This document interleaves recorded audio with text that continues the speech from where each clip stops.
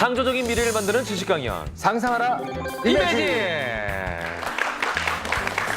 반갑습니다. 안녕하세요, 김현웅입니다. 안녕하세요, 이종범입니다. 네, 이종범 작가 보니까 네.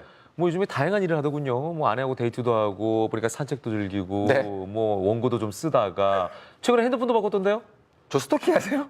저 남자 안 좋아하거든요. 어떻게 하셨어요, 근데? 네, 본인이 다 올렸잖아, SNS에. 아, SNS. 네. 제가 올린 내용들밖에 없네요, 보니까. 네.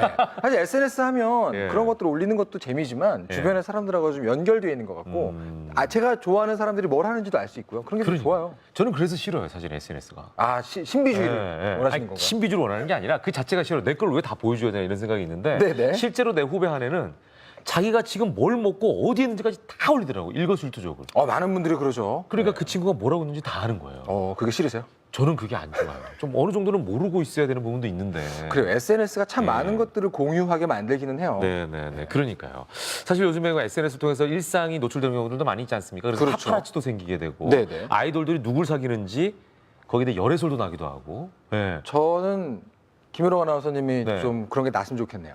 저도 좀 나고 싶어요. 파파라치한테 찍히고 이런 거 있잖아요. 그러니까 일부러 누가 하나 심을까 봐. 누구 뭐 데이트하고 설정자 걸렸다. 같은 거 있잖아요. 딱 갔는데 일부러 이러고 있는데 표정은 너무나 카메라를 보고 있는 거 있잖아.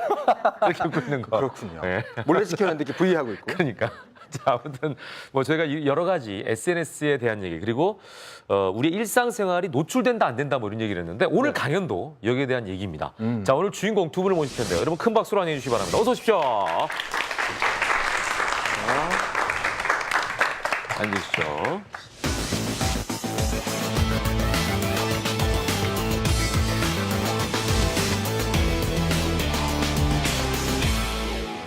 일단 이두희 연구원은 나이가 어떻게 되세요? 저는 33살이요. 어이구, 결혼하셨어요? 아니요, 여자친구도 없습니다. 여자친구 있는지 없는지 안 여쭤봤는데. 아, 네, 죄송합니다. 자기 정보를 적극적으로 그러네. 아니, 본인 얘기를 적극적으로 해버리니까 이거 좋네. 왜냐면은 보시는 분들이 저분은 여자친구 없구나. 이 정보 하나를 얻어가는 거잖아요. 그걸 노리시는 거죠. 그러니까요. 홍동철 소장님은 네. 안 여쭙겠습니다. 제가 알기로는 화이트 해커시라고 들었어요. 그러게요. 네, 어떻게 무슨 일을 하시는 거죠, 그러면? 뭐 그 해킹 관련 연구도 하고요. 네네. 오. 네, 혹시나 이제 기업이나 이런 데서 우리 이제 서비스가 뭐 취약한 것 같다. 네. 그러면 이제 실제로 이제 합의하에 모의 해킹을 해주기도 하고요. 일부러 뚫고 들어가서 예. 어디가 보안이 약한지 알려주기도 그렇죠. 하고요. 네, 그런 걸 화이트 해커라고 하는군요. 예. 근데 이런 분이 마음 한번 싹 바꿔먹으면은 또 나쁜 해커가 되는 거 아닙니까? 다크 해커가 되나요? 그러죠. 블랙 해커라고 그러나요? 뭐라고 그래요? 화이트 해커에 만들면 뭐라고 합니까? 그냥 크래커라고 하나요? 그냥 크래커라고 하나요? 크래커나 뭐 이제 네. 블랙 해커나 부신다? 예. 블랙 해커 뭐 이런 식으로. 예. 사실 여기 이두희 연구원은 네. 저랑 좀 아는 사이죠. 그 아까 보니까 굉장히 친한 척 하시고 친한 척 했나요? 녹화 전에도 와가지고 두 분이서 앉아 계시고 막 이러더라고요. 외로워하시는 것 같아서 네. 네, 저하고는 좀 안면이 있는 사이죠. 어떻게 하시는 거예요? 저런 분을? 다른 방송에서 한번 게임을 같이 한번 한 적이 있습니다. 혹시 G자로 시작하는? 네, 그 진짜 뇌생남들이 시작하는- 나오는 프로 있어요. 네. 나란히 탈락했죠. G. 네. 예. 근데 굉장한 컴퓨터의 어떤 수제, 천재 그런 소리를 들으시는 걸 제가 봤어요. 두 분 다는 굉장한 그럼 컴퓨터 어떤 일을 전문가시죠. 하시는 거예요? 저는 그냥 모바일 어플리케이션을 만들고 있는데 네. 취미로 약간 해킹 쪽에도 관심이 좀 많이 있습니다. 네. 해킹은 서로 다 공통 분야시고. 그죠? 홍 소장님은 그러면은 나이는 어떻게 되시는 거예요? 저는 35살입니다. 야, 이게 보니까 IT 쪽 관련된 분들은 젊어요. 진짜 젊구나. 근데 개인정보 막 물어보시네요. 그것도 답을 하고 있어요, 이분들은. 아니, 그래서 홍 소장님 결혼하셨어요? 네. 하셨어요? 네. 왜 이렇게 그걸 꺼리세요? 결혼했다고. 이거 딱 나눠지네. 두 분은 결혼했고 우리는 총각이에요. 총각이세요? 죄송합니다. 이게 안 좋은 줄 알았어요. 아닙니다. 아니 근데 오늘 동생들 데리고 방송 간만에 나 이렇게 할 수 있을 것 같은데 지금 MC지만 예. 자 오늘 두 분과 함께 또 여러 가지 얘기를 한번 해보도록 하겠습니다. 일단 오늘의 주제부터 살펴보죠. 주제 보여주세요. 사이버 보안, 개인 정보가 위험하다. 그러니까 우리가 처음에 오프닝에서 얘기했잖아요. 네네. 예, 본인이 감추고 싶어도 노출되는 경우들이 많이 있거든요. 예. 혹시 두 분은 뭐 해킹 당한다 그러고 그런 부분에 대해서는 남들보다 좀 민감할 것 같은데 그럼에도 불구하고 혹시 당해보신 적 있습니까? 저는 해킹을 당할 거에 대한 항상 걱정을 하기 때문에 미리미리. 네, 컴퓨터에 자료가 거의 없고 그걸 아니까. 네, 그리고 핸드폰도 2G 폰을 쓰고 있어요. 접근 못하는 걸로. 네, 해킹 아예 안 되는 2G 폰을 쓰고 있습니다. 너무 이런, 놀랐어요. 이런 또 단점이 있네요. 네. 워낙 많이 하니까. 그럼 컴퓨터 들어가봐야 아무 소용이 없는. 예, 그냥 그럼 그 정보는 다 어디에 가지고 있어요? 다 클라우드에 저장이 돼 있어서 클라우드는 보통 안전하다고 알려져 있거든요. 네. 그렇군요. 네. 야, 이런 분 무섭다. 빈집 들어가는 거냐? 그 가방에 확인해봤더니 아무것도 없네. 빈집이야. 아무것도. 네. 홍수영님은요? 저 딱히 뭐 그래 본 적은 없고요. 제가 뭐 직접적으로 당하거나 이러지는 않았어요. 직접적으로 당하진 않았어요. 간접적으로는 혹시 경험이? 예. 간접적으로 이제 뭐 금융사나 뭐 이런 데 보면은 정보 유출 됐다고 이게 나오거나 아, 네. 그런 거는 좀 그런 걸 보시면 남일 같지 않죠. 왜냐면 우리도 거기 속해 있을 수 있으니까. 그렇죠. 그렇죠. 예. 알겠습니다. 자, 오늘 먼저 이두희 씨가 강연을 하실 텐데요. 어떤 제목입니까? 저는 사이버 보안이 얼마나 취약한지에 대해서 강연을 해보도록 하겠습니다. 우리가 참 무감각하게 그냥 넘어가는 부분이죠. 그렇죠. 예, 자, 이 부분을 큰 박수로 청해 보도록 하겠습니다.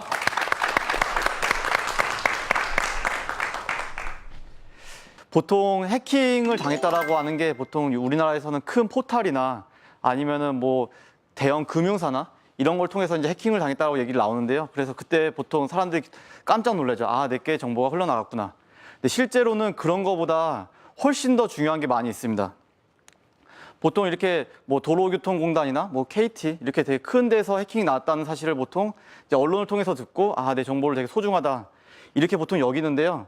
대부분은 이렇게 큰 사이트는 안전하다고 알려져 있어요. 그래서 1년에 한두 건 아니면 뭐 몇 년에 한두 건 정도만 발생을 하는데 실제로는 더 중요한 거는 이렇게 알려지지 않은 그러나 내가 가입돼 있는 커다란 많은 사이트들이 제일 위험합니다. 주로 쇼핑몰이나 아니면 간단히 뭐 컨텐츠를 소비하는 사이트가 되겠는데요. 제가 그래서 실제로 보여주기 위해서 어저께 하나 사이트를 털어봤습니다. 이거는 뭐 유명한 쇼핑몰 중에 하나인데 이 사이트는 지금 오른쪽에 보면 아이디랑 그리고 그 왼쪽에 패스워드가 다 적나라하게 드러나 있어요. 일반적으로 사이트에서는 아이디랑 패스워드를 아이디는 그냥 그대로 드러나지만 패스워드는 암호화를 시키고 뭐 아까 말했던 대형 포탈이나 대형 금융사는 암호화를 시키는데 이렇게 막 만들어진 사이트 아니면 급하게 만들어진 사이트 아니면 IT의 전문이 아닌 사이트에 대해서는 이렇게 비밀번호가 그대로 노출이 되어 있습니다. 바꿔 말하면은 이 아이디 패스워드만 가지고 대형 포털에 로그인을 하면 대부분이 로그인이 되거든요. 왜냐하면 대부분은 아이디랑 비밀번호를 각기 유지하기 때문이죠. 그래서 제가 실제로 이거 한 3만 명 정도 데이터를 가지고 로그인 해봤더니 77% 정도가 로그인이 됐어요.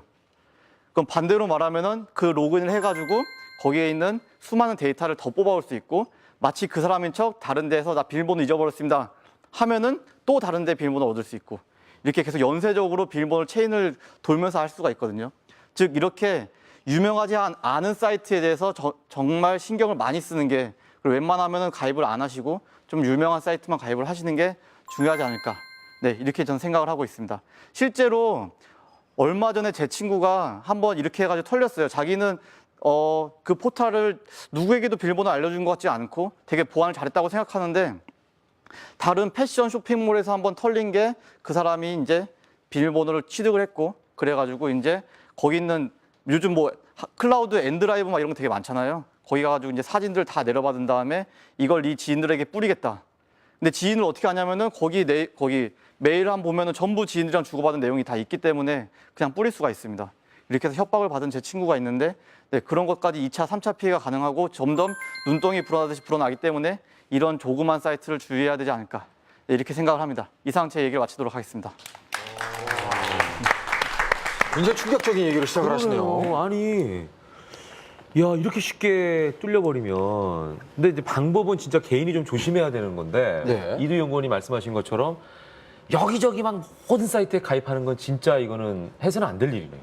네, 정말 딱 필요한 사이트만. 그렇죠. 그리고 적당히 가입을 했으면 이제 탈퇴를 해야죠. 아, 한 다음에는. 네. 탈퇴도 하고 주기적으로 또 내가 필요할 땐 들어가고. 그렇죠. 근데 우리가 왜 워낙 사이트가 많기 때문에 그렇죠. 어디에 가입했는지도 까먹는 경우가 있잖아요. 네. 그럴 때는 보통 이렇게 내가 잘 안 쓰는 사이트만 비밀번호를 따로 묶어가지고 네. 그냥 편한 비밀번호로 하고 내가 잘 쓰는 사이트는 비밀번호를 다른 걸로 바꿔놓는 게 좋습니다. 비밀번호를 본인도 기억할 수 있지만 쉽게 뚫을 수 없는 방식으로 만드는 그런 요령 같은 게 있나요?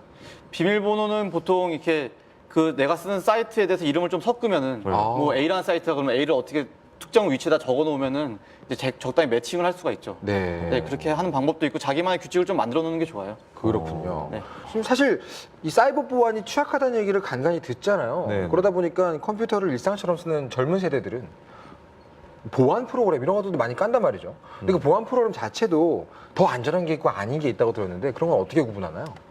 사실 보안 프로그램은 적당히 한두 개 정도 섞어서 쓰는 게 좋고 네. 하나를 맹신하는 것보다는 한 두세 개 정도 섞어서 쓰는 게 좋죠. 핸드폰이고 PC고. 근데 저희는 잘 모르잖아요. 보안 프로그램을 뭘 써야 되고 뭘 섞어야 되고 지금 말씀하시는 분은 혹시 이제 이쪽에 관심 있는 분들은 그렇지. 그래. 보안 프로그램 뭐가 있고 요거 두 개 섞고 이렇게 조합을 생각할 수도 있지만 그게 무슨 얘기인지 자체를 모르는 사람들이 있어요. 그냥 왜 컴퓨터에 시키는 대로 보안 프로그램 깔 겁니까? 예스. 깔고 뭐 이 사이트를 활성화시킬래요? 예스. 이런 거 해가지고 들어가지 우리가 그거를 알고 쓰는 사람이 없거든요. 저는 그 사실. 정도는 아니에요. 아, 그래요? 아, 제가 그렇거든요. 김현욱 아나운서님은 약간 그런 편인데. 그래서 저는 그냥 무조건 예스예요. 그러면 이미 핸드폰이나 PC가 털려 있을 확률이 되게 높아요. 저요? 네. 왜냐하면 그렇게 낚시를 하는 경우가 되게 많거든요. 보안 프로그램인 진짜요? 척하면서 네. 예스를 누르는 순간 내 정보가 다 날아가는 거죠. 어. 네, 그렇게 해서 피동적으로 까는 게 아니라 내가 능동적으로 백신을 깔아서 쓰는 게 훨씬 더 좋습니다. 그러면 그렇게 가짜 보안 사이트, 가짜 보안 프로그램 같은 것들이 아니라는 확신. 이건 괜찮은 거야. 이거 어떻게 할 수 있나? 그럼 걔를 또 확신할 수 있는 다른 또 보안 프로그램을 가져와야 됩니까? 그냥 제 생각에는 이런 것은 보통 유명한 보안 프로그램을 한 두세 개 정도 이름 섞는 게 있는, 네. 이름 있는 그러게 정품, 가장- 네, 정품. 이름 있는 정품. 네. 예. 그렇군요. 자, 궁금한 게 있으세요? 요거 저 젊은 친구들은 많이 궁금한 게 있으실 것 같은데, 예, 나와주시죠. 뭐가 궁금하세요? 네, 방금 그 보안 프로그램을 두 개 정도 막 섞어서 쓰라고 하셨는데 보통 보안 프로그램은 하나 이상 쓰면 이렇게 충돌되는 경우가 많거든요. 네. 그럴 경우에는 어떻게 해야 되는지. 예전에는 이렇게 서로 충돌 나가지고 서로 바이러스로 오인하는 경우가 되게 많았거든요. 그래서 서로가 서로를 지우는 경우도 많이 있었고, 네. 그래서 막 서로 충돌 나는 경우에 대해서 케이스를 이렇게 설명해 놓은 문서도 많이 있는데요. 요즘에는 그래도 유명한 업체들끼리는 서로를 오인 안 하게 많이 시스템 되어 있습니다. 그래서 요즘에는 오인하는 경우는 많이 없다라고 저는 알고 있습니다. 그럼 만약에 충돌될 경우 어떻게 됩니까? 하나를 없애야 돼요? 하나 지워야죠. 하나를 지우고 또 딴 걸 갖다 네, 해보고 하나 뭐 이러죠. 명쾌하네요. 네. 네. 뭐 간단한 걸 우리가 괜히 여쭤봤네요. 아닙니다. 이게 간단해도 모르면은 진짜 막 되게 헤맬 수도 있으니까요. 아, 그러네. 충돌하고 있는데 이게 왜 그런 건지를 모르니까. 네. 그런 경우는 보안 프로그램이 서로가 코드가 안 맞거나 네. 이런 경우니까 하나를 지워라. 네. 이것도 답일 수 있네요. 네, 맞습니다. 알겠습니다. 질문 감사합니다. 감사합니다. 네. 자, 그러면 홍 소장님께서 어떤 강연을 해주실 건가요? 저는 이제 아까 말씀하셨던 그 모바일 쪽에 네. 모바일 쪽에 보안이나 이제 해킹 이런 게 어떻게 되는지에 네. 대해서 좀 얘기를 좀 들어보려고 합니다. 모바일이면 우리가 쓰고 있는 핸드폰 이야기하시는 거죠? 예, 휴대폰 특히 이제 스마트폰, 안드로이드, iOS 같은 경우에 네네네. 예, 그런 거를 이제 좀 보여드리고 네. 간단하게 간단하게 뭐 어플리케이션 악성 앱을 만들어서 네. 좀 시연도 좀 해드리고 우리한테 뿌리는 거예요? 제가 이제 뿌려드릴 수는 없고요. 실제로 이제 네. 그 한 단말기에 네. 그 악성 심는 앱을 걸 한번. 심어놓고 네. 그게 어떤 정보까지 가져갈 수 있는지 그럼 그게 좀비가 되는 건가요, 그것도? 좀비라기보다는 이제 그 단말기에 있는 개인 정보들 뭐 예를 들어서 뭐 사진이나 네. 특히 가장 문제가 되는 뭐 이제 전화번호. 공인인증서 같은 경우 어. 뭐 이런 거 같은 경우가 이제 가져갈 수가 있는데요. 네, 그런 거에 대해서 한번 좀 보여드리도록 하겠습니다. 아, 또 중요한 내용일 것 같습니다. 박수 부탁드릴게요. 네. 저는 이번 시간에는 그 모바일 정보 보안 그 중에서도 우리가 대부분 다 이제 스마트폰 사용하시고 계신데 아마들 이제 다 투지폰 쓰시는 분은 별로 없으실 거예요. 전부 다 피처폰 쓰시는 분은 없을 것 같은데 가장 많이 쓰는 안드로이드와 iOS 관련해서 그런 이제 정보 보안이 해킹을 하게 되면 어떻게 이루어지는지에 대해서 좀 이제 얘기를 드려보도록 하겠습니다. 먼저 그 문자 메시지 이런 문자 메시지 많이 받아보셨을 거예요. 그 이제 돌잔치를 한다거나 나 결혼식에 아니면 그 예를 들어서 어떤 이제 햄버거 집에서 뭐 무료 쿠폰으로 나눠준다 이렇게 해서 이제 URL을 막 뿌리는데 이 URL을 뿌린 이유가 가장 먼저 타겟에 대한 그 타겟의 악성 코드를 깔기 위해서 이루어지는 행위입니다. 그래서 그 타겟의 악성 앱을 깔기 위해서 URL 말고도 최근에는 이런 이제 구글 공식 마켓 혹은 이게 가장 최근에 나온 건데 보통 이제 iOS 같은 경우에 앱스토어에는 안전한 앱들만 들어온다고 했는데 최근에 iOS 앱스토어에서도 악성 앱, 개인정보, 뭐 비밀번호라든지 이런 게 가져가는 게 나타났다. 그런 이제 내용들이 있습니다. 제가 이제 간단하게 안드로이드 악성 앱을 특정 단말기에 앞서 이루어졌던 이제 구글 정식 플레이 스토어에 올리든가 아니면은 그 URL을 통해서 유도해서 악성 앱이 설치가 되면 어떤 행위를 하는지에 대해서 좀 설명을 드려보도록 하겠습니다. 먼저 그 감시하기 위해서 문자 메시지, 전화 통화, 그리고 우리가 이제 저장소에 들어가 있는 데이터들 이런 거 가져가는 거를 한번 좀 보여드리도록 하겠습니다. 이거는 이제 특정 취약점 없이도 안드로이드랑 기기가 개방형 여러 가지 이제 기능을 다 개발자한테 제공하고 있기 때문에 이루어질 수 있는 그런 이제 악성 앱입니다. 예. 제가 단말기를 2개를 가져왔어요. 이 단말기가 실제로 이제 악성 앱이 설치되어 있는 단말기고요. 제가 이제 문자 메시지를 이 단말기에다가 한번 보내드릴게요. 이게 제가 그냥 이제 제가 사용하고 있는 휴대폰이고요. 만약에 제가 이제 악성 앱이 설치가 되어 있는 단말기에다가 뭐 안녕하세요라는 문자 메시지를 보내면은 실시간으로 우리가 이제 특정 어떤 서버에서 이 문자 메시지를 전부 다 확인을 할 수가 있습니다. 특히 이런 문자 메시지뿐만 아니라 제가 이 단말기에 전화를 걸어 보겠습니다. 전화를 걸어 보면 이 악성 앱이 설치된 단말기에 이제 전화가 이렇게 오는 걸 확인을 할 수가 있고요. 어떤 번호로 몇 시에 언제 이렇게 전화가 왔는지까지 좀 확인을 해볼 수가 있습니다. 이런 것뿐만 아니라 이 단말기에 우리 여러분들 가끔 어떤 분들은 이제 사진에다가 보안 카드를 찍어 놓으시는 분들도 있고 뭐 개인 정보들 막 이용하시는 분들도 있어요. 그런 경우에는 이제 물론 이 안에 이제 저장소에 회사의 뭐 기밀 정보들을 전부 다 이제 다운로드 받는 경우도 있고요. 예, 특정 이제 이 카메라에 들어있는 정보들이고요. 제가 여기서 여러분들을 한번 카메라로 찍어 볼게요. 네. 카메라로 이렇게 찍어 보겠습니다. 이 카메라 정보들을 저쪽 서버로 제가 전송을 하도록 하겠습니다. 저 카메라 이제 내부에 한번 들어가 보시면 지금 여러분들 모습이 실제로 보이는 것을 확인을 할 수가 있습니다. 그리고 이것뿐만 아니라 뭐 여러 가지 이제 뭐 아까 얘기했던 이제 사진들을 만약에 여기서 보안 카드를 찍어 놓으면 나오게 되는 거고 뭐 이제 공인인증서 쓰시는 분들 있잖아요. 공인인증서 정보들도 전부 다 이 저쪽 서버로 전송을 할 수가 있습니다. 예, 저렇게 이제 공인인증서 폴더 안에 이렇게 공인인증서가 압축돼서 들어가 있는 걸 확인을 할 수가 있고요. 이렇게 악성 앱이 깔리면 뭐든지 다 할 수가 있는데 이런 안드로이드 기본 기능 말고도 이건 이제 기본으로 이제 악성 앱이 설치되면 할 수가 있는 그런 정보들이고요. 이런 거 말고도 이제 취약점이 있어요. 취약점, 안드로이드 단말기에 들어있는 기본적인 취약점. 이 취약점을 이용하면 더 많은 정보들을 가져갈 수가 있습니다. 예를 들어서 뭐 여러 가지 뭐 은행 금융 정보를 할 때 보안 키패드를 쓴다든가 하는 것도 화면 자체를 스크린샷을 해서 볼 수가 있고요. 그런 모습들을 제가 한번 보여드리겠습니다. 그냥 이제 간단하게 채팅하는 그런 이제 화면이고요. 이 지금 현재 이 사람이 이 단말기에 하고 있는 행위를 나는 이제 받아오고 싶다 하면 리플래시를 해서 보면 화면을 이제 또 폴더 하나가 또 생성된 게 볼 수가 있습니다. 클릭해서 현재 화면 제가 이제 채팅을 하는 거를 실제로 이제 볼 수가 있고요. 그런 이제 스마트폰의 이제 위험성이 좀 많이 부각이 좀 되고 있습니다. 네, 여기까지 제 강연을 마치도록 하겠습니다. 감사합니다.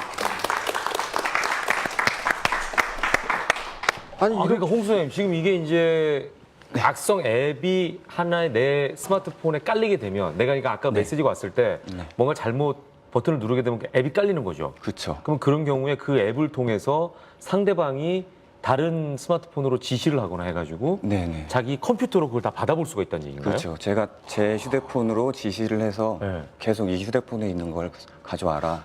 네, 계속 명령어를 보냈고요. 되게 심각하네요, 이 수준이. 아니 그러면 내가 피해를 당하고 있을 때 모르니까 문제일 경우도 있잖아요. 만약에 당했는데 초기에 내가 이걸 알고 방어를 하게 되면은 사실은 피해를 최소화할 수 있지만 네. 그걸 모르고 지나가면 굉장히 커지지 않겠습니까? 초기에 내가 당하고 있는지를 알 수 있는 방법이 있나요? 거의 불가능하다고 아, 보시면 불가능해요? 그 이제 야, 그거 어떻게 신규 뭐 이제 악성 코드가 일반인들은 불가능하다고 볼 수가 있고요. 네. 만약에 전문가들이 보더라도 이 휴대폰에 있는 모든 이제 앱들을 봐서 네. 이제 다 분석을 하도록 그렇게 막 일일이 해봐야지만 어허. 그 내용을 알 수. 근데 보통 핸드폰 배터리가 좀 평소보다 빨리 단다 그러면은 아 뭐가 돌고 있구나 이런 예상은 할 수 있죠. 그래요? 네. 그럼 홍 소장님도 혹시 투지폰이에요? 아니요, 저는 스마트폰이세요? 네, 스마트폰으로 쓰고 있습니다. 스마트폰 쓰죠. 예. 자, 혹시 궁금한 게 있으십니까? 질문해 주시죠. 네. 본인 소개 좀 부탁드릴게요. 저는 성북구에 사는 김여진이라고 합니다. 네, 여진 씨. 네, 제가 전에 한번 스마트폰을 하다가 악성 앱이 자꾸 뜨는 거예요. 그래서 모르고 클릭을 했는데 계속 떠서 되게 불안해서 그다음부터는 악성만 보면 뭐 겁나가지고 근데 어떻게 그거를 보완할 수 있는지 어떻게 해결할 수 있는 방법이 있는지 좀 궁금해서요. 우리 저 컴퓨터 하다 보면 클릭 한번 잘못하면 왜 네. 야동 같은 거 클릭 한번 잘못하면 이거 그 다음에 또 다른 사이트 가도 계속 뜨잖아요. 이게 팝업처럼. 지금 개인 경험담입니다. 경험담 절대 아닙니다. 팝업처럼 막 뜨잖아요. 이게 네네. 지워도 안 지워지고. 네. 지금 그 얘기인 거죠? 그리고 이제 스마트폰에 보면은 설정에 자기가 어떤 프로그램들이 설치가 돼 있는지 볼 수가 있어요. 그 중에서 이제 사용하지 않는 거를 다 삭제하는 게 좋고요. 정말 불안하다 그러면 진짜 스마트폰 같은 경우에는 초기화해야 되나요? 공장 초기화를 할 수밖에 없어요. 그러면 한번 설치된 악성 어플리케이션을 제가 직접 삭제했어요. 예. 그래도 컴퓨터 바이러스처럼 계속해서 뭔가가 남아있다거나 한가요? 아니면 삭제를 했으면 괜찮아진 건가요? 남아 있을 수도 있죠. 그래요? 그게 예, 반드시 삭제했다고 해서 괜찮은 게 아니라 이게 이제 어떤 취약점을 이용을 해서 시스템 안에다가 악성 코드를 네네네. 넣어놓을 수도 있어요. 그럼 공장 초기화가 답이다. 그렇게 되면은 거의 이제 공장 초기화를 해서. 근데 우리가 왜 범죄 이런 거 할 때 지웠지만 다 찾아내잖아요.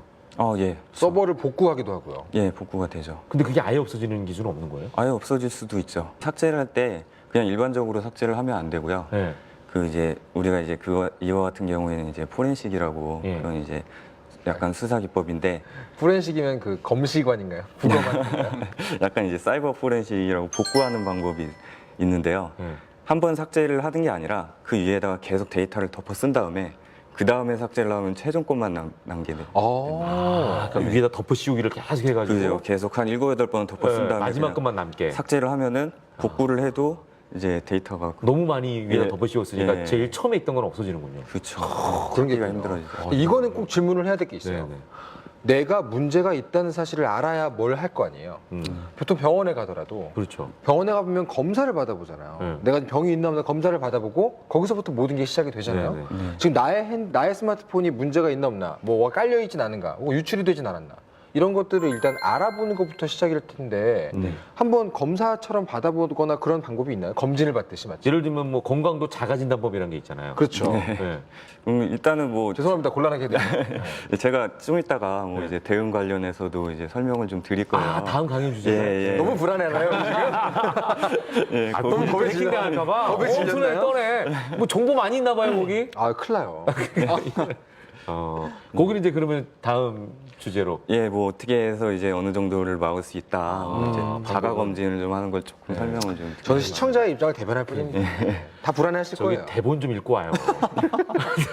다 이쯤에서 다음 궁금하실 것 주제랬잖아, 같아서. 다음 주제. 예, 알겠습니다.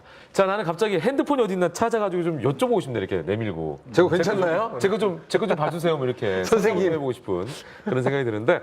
자, 저희가 정말 우리도 모르는 사이에 노출되고 있는 우리의 개인 정보들에 대해서 얼마나 조심해야 되고 또 얼마나 주의해야 되는지에 대한 얘기들을 나눠보고 있습니다. 자, 이어지는 강연에서 그렇다면 방금 전에 얘기한 것처럼 그 방법들이 뭐가 있을까 알아보는 시간을 갖도록 하겠습니다. 잠시만 기다려 주십시오.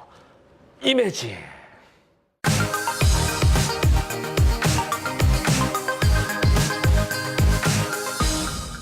마그마가 지표로 흘러나오는 이런 활동이 바로 화산 활동이 되는 것이죠. 작은 지각판들이 끊임없이 이동을 하게 됩니다. 그리고 어느 일정한 수준이 돼서 땅이 못 견디는 순간에 부서지는 것이 곧 지진인데요. 제가 살아있을 동안에 안 일어났으면 좋겠습니다. 야지에서 그냥 동물과 벗삼아 살게 되면 피해는 굉장히 줄일 수 있다고 할 수 있습니다. 심각하게 얘기를 해주시네요. 네. 창조적인 미래를 만드는 지식 강연 임혜진 함께하고 있습니다. 자, 이번에는 또 어떤 얘기들을 나눠볼까요? 주제 먼저 확인하시죠.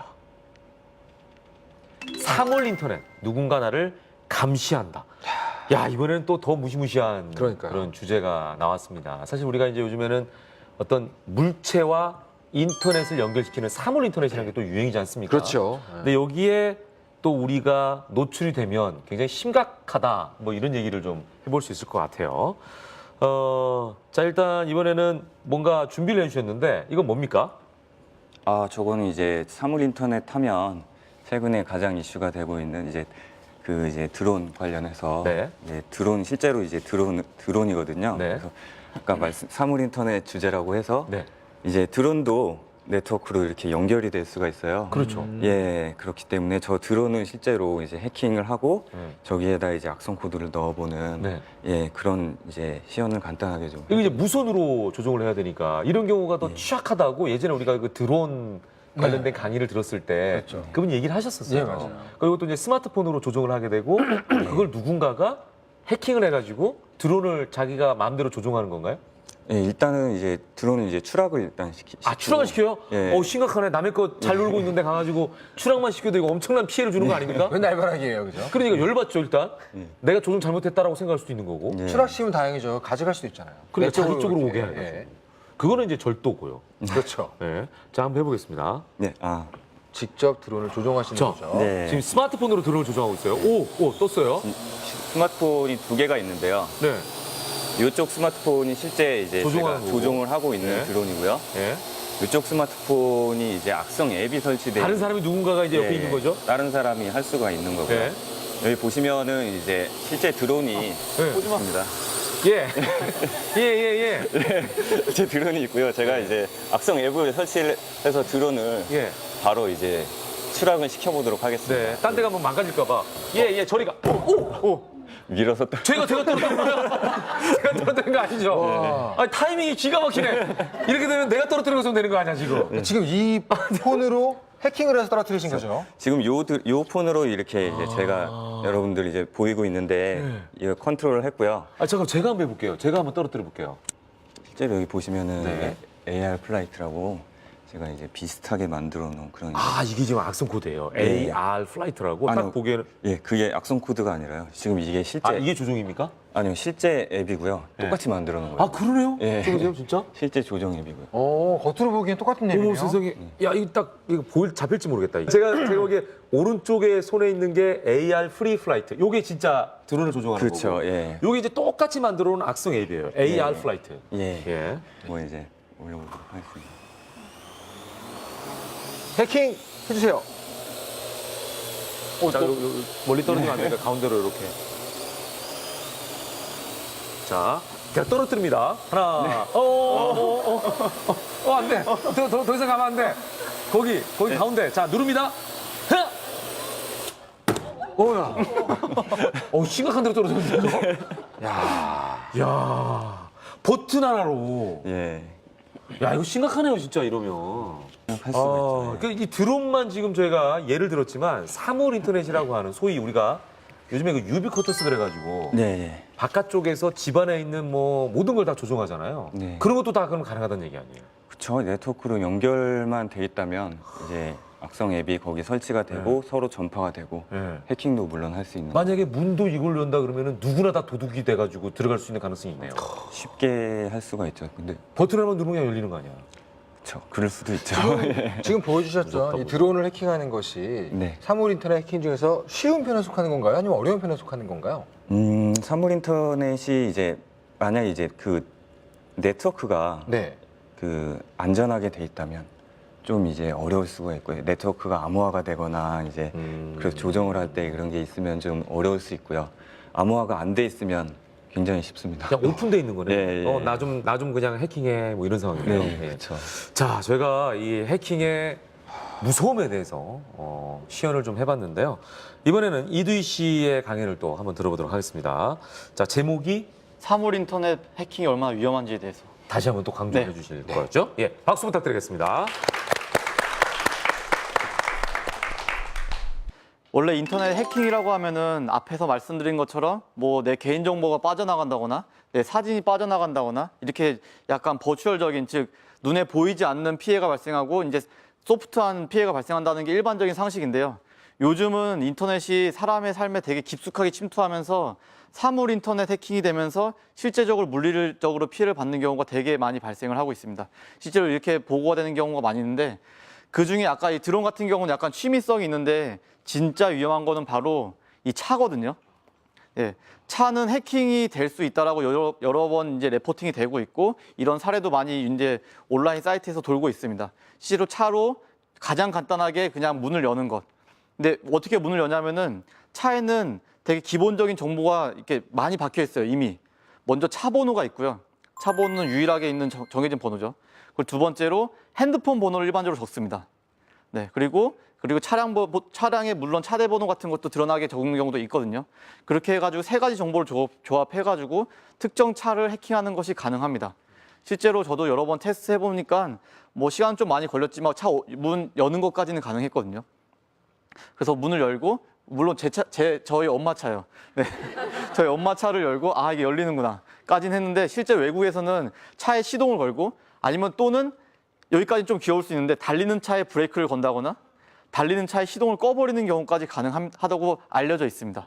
그래서 이렇게 실제적으로 해킹이 사람의 인명 피해까지 이어지는 경우가 많이 있기 때문에 이런 경우에 대해서 보안을 좀 신경을 많이 써야 될 것 같고요.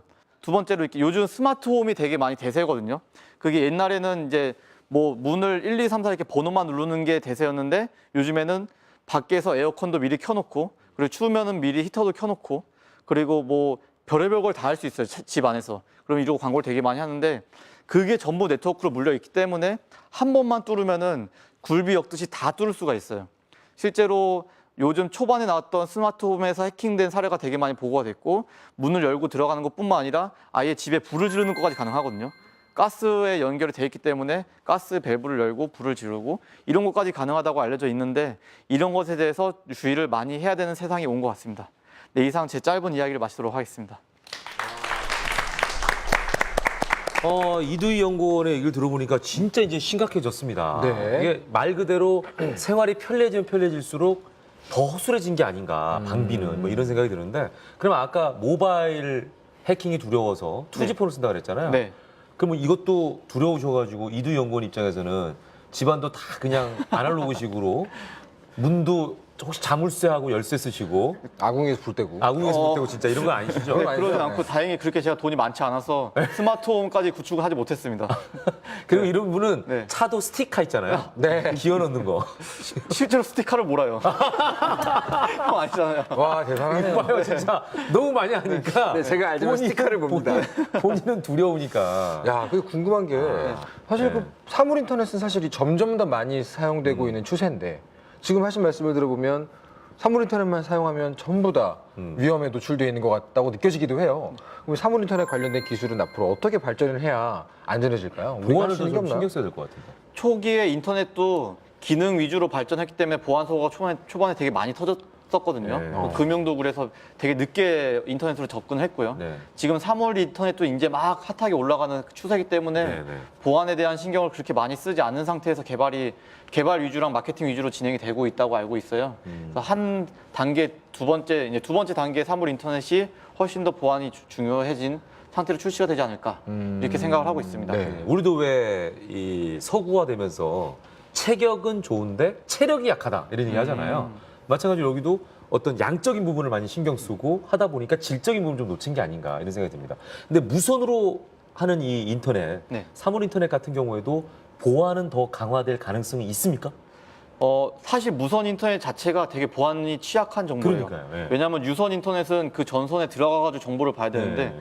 무선 이미 쫙 뿌리거든요. 그러니까 공중에 있다는 얘기예요. 네, 데이터가 다 공중에 다 있기 네. 때문에 초반에 무선 인터넷은 이렇게 다 볼 수 있는 기회가 많았는데 네, 네. 요즘엔 그래도 암호화가 좀 많이 되어 있어서 요즘엔 이렇게 무선 인터넷이 암호화가 되는 편이다라고 네, 네. 알려져 있습니다. 네. 자, 이번에는요. 그렇다면은 우리가 어떻게 대처를 할까? 이 부분에 대해서 좀 살펴봐야 될 것 같습니다. 홍수장님께서 준비하고 계시죠? 예. 네. 이번에는 이제 아까 전에 너무 위험성만 말씀드린 것 같아서 너무 두려움 없으셨어요. 그러니까. 예. 저 너무 겁에 질려서 아니, 두려움의 악성 코드를 깔아주셨어요. 그래서 이번엔 어떻게 이제 그 대비를 할까? 네. 저희를 공장 초기화 그러니까. 시켜주세요. 그런 부분에 대해서 네. 예, 좀 설명을 드리도록 하겠습니다. 네. 자, 박수 부탁드리겠습니다. 어떻게 이제 해킹을 이제 막고 어떻게 안전하게 해킹으로부터 좀 안전하게 사용을 할 수 있을까? 그거에 대해서 좀 설명을 드리도록 하겠습니다. 근데 실제로는 이제 해킹이라는 게 완벽한 보안이라는 게 사실은 없기 때문에 그런 부분들에 대해서 조금 유의를 좀 하시는 게 좀 좋을 것 같고요. 이렇게 이제 하면은 그나마 좀 안전하다. 이렇게 좀 봐주셨으면 좋을 것 같습니다. 먼저 이제 해킹이라는 게 보통 이제 제가 분류를 이제 하자면 굳이 네트워크와 그리고 악성 코드인 이제 소프트웨어 그리고 이제 취약점 공격 이렇게 보통 이제 세 개의 카테고리로 좀 나눌 수가 있습니다. 나눌 수가 있는데 뭐 몇 가지 좀 말씀을 드리자면 이제 가장 이제 일상생활에서 하신 가장 이제 부분들 중에 하나가 우리 이제 공유기를 이용하잖아요. 공유기를 이용하는데 가끔 공유기에다 암호를 안 걸어 놓으시는 분도 있어요. 암호를 걸어도 가장 낮은 수준의 이제 WEP라고 하는데 이제 가장 낮은 수준의 암호를 거는 경우도 있고요. 그런 경우에는 이제 충분히 여러 가지 방법에 의해서 공유기도 해킹을 될 수가 있습니다. 근데 공유기 저렇게 암호를 안 걸어놓잖아요. 이 정상적인 네이버 사이트잖아요. 정상적인 다음 사이트고요. 근데 저게 정상적인 네이버 사이트가 아니고 정상적인 다음 사이트가 아니고 저거를 해킹해서 자기들이 이제 금융감독원인 척하고 저 안에다가 금융 정보를 다 집어넣으라고. 저기서 뭐 요구하는 거는 뭐 여러 가지 다 요구합니다. 그 공인인증서 비밀번호부터 뭐 모든 은행 이체 번호까지 전부 다 요구를 하는 그런 경우가 좀 발생을 할 수가 있고요. 실제로 아마 여기 당해보신 분들도 있을 거예요. 그리고 이제 IoT 말씀하셨는데 IoT 기기들 여러 가지 많습니다. 실제로 저렇게 이제 인크립 모드를 5% 할 수밖에 없는 경우들이 많이 있어요. 제조사들이 저 경우에는 이제 암호 부분을 넣게 되면 비용이 올라가다 보니까 그 암호 부분을 이제 꺼놓는 경우가 많이 있습니다. 실제 IoT 기기에 저렇게 5% 되게 되면 실제 누군가가 이제 암호 없이 들어가서 공격을 할 수 있는 그런 이제 상황이 나타날 수가 있습니다. 그리고 이제 백신 만능주의라는 게 있어요. 여러분들도 마찬가지일 수 있는데 이제 백신만 깔면 모든 게 다 안전해진다. 뭐 이렇게 뭐 생각을 하시는 경우들이 있는데 저기 오늘의 사이버 위협 보면은 하루에 2,900건의 악성 코드가 나타납니다. 백신이 이제 수많은 신종 악성 코드들을 전부 다 탐지해낸다. 그런 건 좀 어렵기 때문에 사용자분들이 이제 주의해서 사용하는 게 가장 이제 좋다고 판단을 하고 있습니다. 가장 많이 제가 얘기를 하는 거예요. 최신 버전 업데이트를 해야 됩니다. 아까 얘기했던 이제 네트워크 악성 코드 뭐 부분들도 있지만 취약점이 굉장히 많이 나오고 있습니다. 보면은 이제 제가 이제 좀 캡처를 해놓은 게 뭐 자바랑 플래시예요. 보통 이제 자바 플러그인, 플래시 뭐 이런 이제 플러그인들이 굉장히 많거든요. 그리고 이제 운영체제인 윈도우나 이제 안드로이드 이런 부분들, iOS도 마찬가지고 모든 운영체제, 소프트웨어 전부 다 업데이트를 잘 해야 됩니다. 취약점이 안 나올 수 없는 구조의 이제 소프트웨어는 없기 때문에 이제 가장 최신 버전으로 항상 업데이트하는 게 가장 중요합니다. 그리고 이제 그 악성 링크, 아까 막 이제 스미싱처럼 이렇게 문자 메시지로 보내는 경우도 있지만 우리 웹서핑 하잖아요. 웹서핑 할 때 링크들이 굉장히 많아요. 거기에 악성 링크들이 굉장히 많습니다. 그거 클릭하면 아까 얘기했던 그 이제 공유기도 막 바뀔 수 있고요. 그 여러 가지 악성 코드가 거기서 설치가 될 수가 있고요. 그런 이제 부분들이 좀 있고요. 보시면은 뭐 이번 달 악성 링크가 올라온 그 나라 정보예요. 나라 정보에 한국이 4위를 하고 있습니다. 예. 그래서 뭐 중국이 워낙 압도적이긴 한데 한국도 이제 4위 정도를 할 정도로 굉장히 우리나라도 그 악성 코드, 악성 링크에 좀 많이 취약하다. 그런 거를 좀 알고 계셨으면 좋을 것 같습니다. 그리고 이제 보안 기능, 아까 전에 이거 같은 경우에는 안드로이드 폰인데요. 안드로이드 폰에 워낙 이제 이슈가 많기 때문에, 보안 이슈가 많기 때문에 여러 가지 보안 기능을 좀 적용을 해놨습니다. iOS는 워낙 이렇게 앱스토어에 아닌 앱은 설치가 안 되도록 그렇게 만들어 놨고, 안드로이드 같은 경우에는 이제 우리가 이제 설정에 애플리케이션 관리자가 있어요. 그 설정에 애플리케이션 관리자를 보면 그 안에 뭐 이제 어떤 악성 코드가 들어 있는지 볼 수가 있습니다. 제일 첫 번째 그림에 뭐가 악성 코드인지 확인할 수가 있나요? 이제 전혀 알 수가 없죠. 저기 보면은 이상하잖아요. 저 소프트웨어 업데이트. 저 소프트웨어 업데이트라고 있죠. 저게 지금 악성 코드고요. 실제로 악성 코드들이 시스템 앱인 것처럼 가장하는 경우도 굉장히 많아요. 저 앱이 막 여러분 아까 얘기했던 저 실제로 제가 방금 시연했던 그 앱입니다. 저게. 예, 저렇게 이제 숨기기 때문에 일반인들은 좀 찾기가 어려워요. 그래서 저거를 클릭을 해서 권한을 볼 수가 있어요. 뭐 저것도 여러 가지 방법들이 있는데 권한을 봐서 아, 이 앱은 뭐 이상한 권한을 보내. 근데 이 앱 시스템 앱인 것 같은데 이렇게 하면은 시스템 앱은 할 수가 있잖아. 이렇게 넘어갈 수가 있는데요. 보면은 이제 다운로드된 애플리케이션에 저 앱이 들어가 있습니다. 그렇기 때문에 저거는 이제 악성 앱입니다. 악성 앱이고요. 그리고 뭐 이제 알 수 없는 출처 뭐 이런 거는 이제 안드로이드 기본으로 세팅이 돼 있습니다. 세팅이 돼 있고 그런 부분들 이제 해제 안 하는 거 그런 이제 부분들 그리고 최신 아까 얘기했던 최신 버전 업데이트라든지 이상한 URL 특히 이메일로 오는 첨부 파일들 절대 열지 마시고요. 문서라고 안심하시고 여시면 바로 악성 코드가 들어가고요. 전혀 모르는 동영상 모르는 동영상도 PC에서 클릭하면 안 됩니다. 만약에 정말로 모르는 이메일이나 이런 거를 클릭하시고 싶으면 그 말씀드린 대로 아무것도 없는 저 같은 경우에는 이제 가상 머신을 하나 가상 윈도우 운영 체제를 하나 만들어 놓고 거기서 이렇게 실행합니다. 아무것도 없는 데서. 예, 그런 게 이제 한 가지 팁이 될 수가 있습니다. 여기까지 제가 이제 강연을 마치도록 하겠습니다. 감사합니다. 또 얘기 듣고 보니까 진짜 꼼꼼한 체크만이 살 길이다. 네. 이런 생각이 드는데. 자, 혹시 뭐 궁금한 사항 있으십니까? 네. 자, 어떤 게 궁금하세요? 예, 아까 그 말씀하셨던 것처럼 그 지금 안드로이드 같은 경우에 그 저희가 특수 권한을 플레이스토어에서 앱을 받게 되면 처음에 특수 권한에 동의를 해야 되는 부분이 있지 않습니까? 네. 근데 그런 부분에서 보니까 뭐 사진, 문서, 뭐 이렇게 연락처 뭐 여러 가지를 요구하더라고요. 근데 그 동의를 하지 않으면 다운이 안 되는 거거든요. 예, 거잖아요. 근데 그럼 이렇게 좀 많이 이렇게 요구하는 게 있더라고요. 예, 그런 부분에서는 저게 그렇게 다 혹시나 다 털려가는 건지. 그럴 수 있겠네.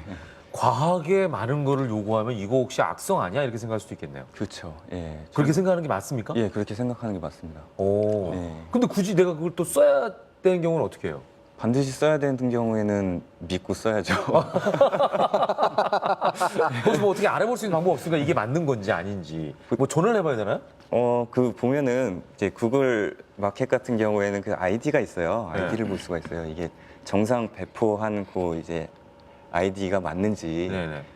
그런 거를 좀 확인을 해보고 진짜 아까 얘기한 대로 믿을 수 있는 네. 이- 정품인지. 네, 정품이나 믿을 수 있는 앱인지를 네. 좀 이제 그런 것만 보고 좀 판단을 해야 될 것 같아요. 아니 그러니까 그런 경우에 회사로 직접 전화를 하거나 아니면 무슨 사이버 수사대처럼 네. 어디 앱 같은 경우도 앱을 관리하는 사이버 어디 공간이 없습니까? 거기 전화해서 좀 물어볼 수 있는, 확인할 수 있는, 체크할 수 있는. 보통 그러니까 그런 이제 이 앱이 이상하다. 네. 이런 경우에는 이제 사실은 이제 만약에 이게 침해가 진짜 자기가 해킹을 당했다 이러면은 신고하는 데는 있는 뭐 이제 우리 이제 한국인터넷진흥원이나 뭐 네. 이제 경찰청이나 뭐 이런 데가 있는데요. 네. 그렇지만 이 앱이 좀 이상하다. 알아볼 수 있는 데는 없는 네, 건데. 그렇게 알아보기에는 굉장히 좀 어렵습니다. 위험하네요. 그러니까 찝찝하면 쓰지 말란 얘기네요. 근데 그게 그 XXX 시큐리티라는 네. 예, 뭐 전 세계 뭐 1억 명 이상이 사용하고 있다는 뭐 실제로도 이게 다운로드 수가 많아요. 그 무슨 시큐리티가 다 웬만한 분은 다 아실 건데 그 두 가지 자체에 보통 요구하는 게 한 열 몇 가지가 넘더라고요. 갤러리부터 시작해서 연락처, 뭐 개인적인 문자 내용까지 다 동의를 해야지 다운받을 수 있는데 그게 다운로드 수가 1억 명 이상이다 보니까 좀 그냥 믿고 할 수밖에 없지 않냐. 근데 그런 경우에 갤러리는 왜 요구하는 거죠? 남의 사진을 왜 보려고 그러죠? 제가 이런 얘기를 해도 되는지 네, 모르겠는데요. 해주세요. 네.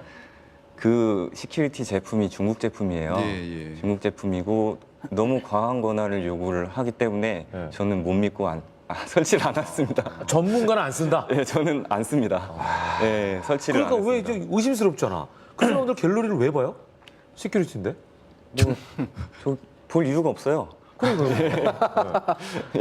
실제로 그 안드로이드 유명한 해킹 사건 중에 하나가 플래시 어플리케이션이 하나 있었거든요. 네. 그냥 불 켜는 어플리케이션인데 거기에 뭐 연락처, 갤러리 같은 요구사항이 초반에 막 요구하는 게 있었어요. 네. 근데 사람들이 그냥 처음엔 플래시를 켜기 위해서 그 어플을 받았고 네. 이게 그렇게 쓴 사람이 막 억명 막 넘어가니까 얘는 믿나 보다. 근데 실제로는 그게 악성 어플이었죠. 아, 그런 경우도 있네. 네, 그래서 뉴스로 한번 대대적 보도도 됐는데, 네, 그렇게 사람들이 많이 쓴다고 무조건 믿을 만한 게 아니라 많이 쓰는 사람들이 다 당할 수도 있다. 네, 이렇게 생각해야 됩니다. 조심해 또 조심하셔야겠습니다. 네, 그렇게. 오, 질문 잘하셨네요. 네, 그거 쓰지 마세요. 바로 근데 사실 좀 의심이 돼서 바로 지워버렸어요. 근데 너무 사용자가 많다 보니까. 그러니까 무슨 아니 뭘 다시 그 사람이 뭐 쓰게 됐는데. 일거수일투족을 다 감시할 것도 아닌데 그걸 많은 정보를 요구하나. 그러니까요. 네, 알겠습니다. 감사합니다. 박수 한번 드릴게요. 네. 자, 이 뭐 인터넷이 발달하고 점점 그 IT 기술이 발달할수록 생활은 편리해지는데 생활이 편리해질수록 조심해야 될 게 또 그만큼 많아지는 세상인 것 같습니다. 예. 네. 자, 두 분 강의를 너무 저희는 재미있게 들었고 또 어찌 보면은 우리를 좀 더 조심스럽게 만드는 강의가 아니었나 생각이 드는데 두 분은 어떠셨습니까? 강의하시면서 우리 홍 소장님 어떠셨어요? 굉장히 좋은 자리인 것 같아요. 네네. 그래서 이런 이제 위험성이라든지 어떻게 대응을 할 수 있는지에 대해서 좀 알려드릴 수가 있어서 네. 좀 너무 좀 뜻깊은 자리였던 것 같습니다. 그러니까요. 그거 좀 많이 좀 홍보하셔야 될 것 같아요. 이런 부분을 좀 조심해라 이런 거를 좀 많이 알려줘야 사람들이 또 알 수 있으니까 네. 조심하게 되고요. 예. 그래서 이 연구원은 어떠셨습니까? 네. 뭐 이런 얘기는 여러 번 많이 해야지 무조건 좋은 것 같아서요. 네네. 이게 약간 그냥 불안을 조성하는 그런 게 아니라 이런 게 있으니까 조심하자 약간 이런 식으로 계속 해석을 해주셨으면 좋겠거든요. 네네. 그리고 무엇보다 두 분이 진행을 되게 잘해주셔서 네. 감사드립니다. 아유. 또 깨알같이 또 감사합니다. 또 깨알같이 또 칭찬을 해주시네요. 잘하셨죠? 두 분 친한 분 맞구나. 제가 미리 한번 얘기해놨어요. 정말 안전하게 인터넷을 사용할 수 있고 우리 생활을 편리하게 할 수 있는 그런 세상이 빨리 왔으면 좋겠다는 생각을 해봅니다. 자, 오늘 함께 해주신 두 분에게 큰 박수 부탁드리겠습니다. 고맙습니다. 감사합니다. 네. 고맙습니다. 예.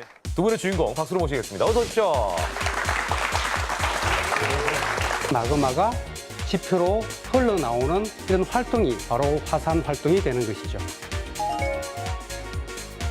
작은 지각판들이 끊임없이 이동을 하게 됩니다. 그리고 어느 일정한 수준이 돼서 땅이 못 견디는 순간에 부서지는 것이 곧 지진인데요. 제가 살아있을 동안은 안 일어났으면 좋겠어요. 그러니까 만약에 인간이 집을 짓고 살지 않는다면 아마 사망자 수는 대폭 줄게 될 것입니다. 야지에서 그냥 동물과 벗삼아 살게 되면 피해는 굉장히 줄일 수 있다고 할 수 있습니다. 그러니까 심각하게 얘기를 해주시네요. 네. 상상 안내자 이종범의 이매진. 오늘은 또 어떤 결론을 낼 수 있을까요? 예, 저 영화 혹성 탈출의 한 장면이 자꾸 떠오르더라고요. 네. 거기 나오는 어떤 비행기 조종사가 자기 옷 셔츠 깃에 묻은 한 방울의 피 때문에 전 세계를 멸망으로 몰아가는 주범이 되는 장면이 나오죠. 네네. 제가 예전에 작가로서 예술품을 보면서 사람은 누구나 연결되어 있다라는 그런 느낌을 굉장히 따뜻하게 받아들인 적이 있어요. 네. 그래서 사실 이제는 현대에 오면 정말 종이 한 장 차이로 그런 따뜻한 사실이 정말 모두에게 위험하게 다가올 수 있는 그런 삶이 됐잖아요. 제가 예전에 들었던 건데 이제 심리학자들은 심리적인 면역이란 말을 써요. 네. 마치 의사가 우리 몸의 면역에 대해 얘기하듯이 이 심리적인 면역에 얘기를 하는데요. 마치 건강을 위한 면역 체계를 가꾸는 것처럼 평상시 아주 자잘한 행동 습관으로 그런 것들을 올릴 수 있다고 해요.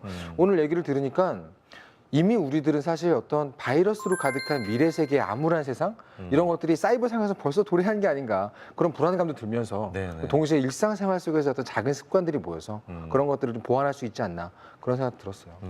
얼리 어댑터시고 전 그렇죠. 또 웹툰 작가시다 보니까 예. 인터넷을 많이 활용할 수밖에 없는 사람이잖아요. 그만큼 두려움이 클 것 같아요. 이 작가 예, 저는 사실 입장에서는. 새로운 건 항상 네. 해본다는 주의이기 때문에 네. 어떻게 보면 가장 위험에 노출되어 있는 직종이기도 한데요. 예. 굉장히 오늘 경각심을 많이 느꼈습니다. 그렇습니다. 예. 저는 이제 이런 생각을 해봤습니다. 좀 엉뚱한 얘기일지 모르겠는데 이웃 사람들을 해킹해 보면 어떨까? 네. 이 무슨 얘기냐면 네. 들으면 이상한 얘기 같죠? 이상한데요? 예. 그런데 우리가 인터넷, 사이버 상에서는 많이 오픈돼 있고 서로가 가까워지는 것 같은데 실제로 사람과 사람, 이웃과 이웃은 더 멀어지고 있잖아요. 네. 그러다 보니까 우리가 이웃끼리의 관계를 좀 해킹해서 네. 그 사이에 있는 방화벽을 뚫고 좀 더 아날로그적인 삶을 통해서 인간미를 느낄 수 있는 세상이 되면 좋겠다. 따뜻해요. 그러니까 진짜 네. 오프라인 상에서의 소셜 네트워크. 그렇죠. 예. 진정한 인간관계가 진정한 사이버 세상이다. 네. 그 사이버 세상이 밑바탕이다. 라는 생각을 한번 해보죠. 굉장히 훈훈한 얘기인데요. 그죠? 이렇게 한번 마무리해 보도록 하겠습니다. 좋습니다. 예. 자, 다음 시간에는 더 풍성한 이야기로 함께하도록 하겠습니다. 함께해 주신 여러분 고맙습니다. 안녕히 계십시오. 감사합니다.